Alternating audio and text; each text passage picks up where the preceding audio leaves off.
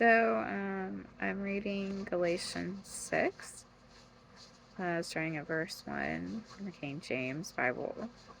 Brethren, if a man be overtaken in a fault, ye which are spiritual, restore such an one in the spirit of meekness, considering thyself, lest thou also be tempted. So, there's bad spirits that we have to fight that make us feel discouraged or whatever. They make us feel bad. That try to cloud our judgment.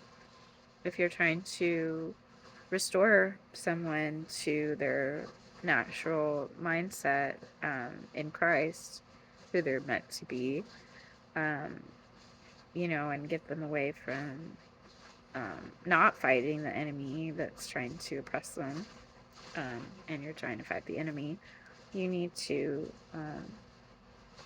do it in a spirit of tenderness, tenderheartedness, and not get wrapped up in, getting overly upset at that person. You can be upset, okay, why did you, stumble here? You know better, but there's a spirit of meekness that always needs to be there when you're addressing whether it's wrong doctrine or wrong attitude, wrong behavior.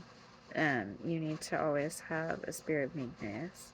Because if you don't, then, now you're following the enemy to some degree by being cruel or harsh or whatever. And so, before you try to pull out something out of someone else's eye, make sure you don't get something stuck in yours.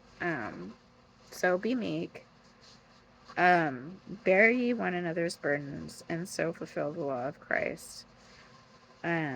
All too many people, including Christians, I've seen in life, unfortunately, say, "Oh, my life's my life. I don't need to help you," or this or that. Oh my gosh. And then they fall into like delusional. I mean, that's a delusion in and of itself. You need to always feel connected, one body in Christ, um, having the same mind in Christ. These are things that Paul stresses over and over again. We're one. Um, For if a man think himself to be something when he is nothing, he deceiveth himself. Um,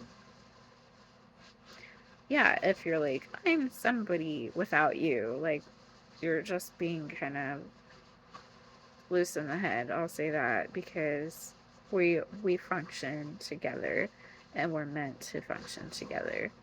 But let every man prove his own work, and then shall he have rejoicing in himself alone, and not in another. For every man shall bear his own burden. Let him that is taught in the word communicate unto him that teacheth in all good things. Be not deceived, God is not mocked, for whatsoever a man soweth, that shall he also reap.